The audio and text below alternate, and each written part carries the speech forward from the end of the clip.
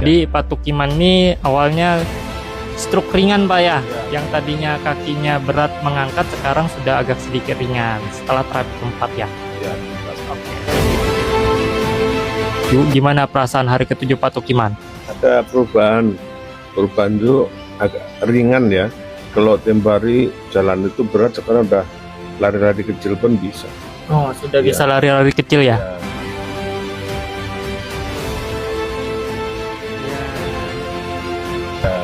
Ya mudah-mudahan lah dengan adanya terapi ini lebih enak lagi. Oke. Ya. Siap. Thank you Pak Tukiman.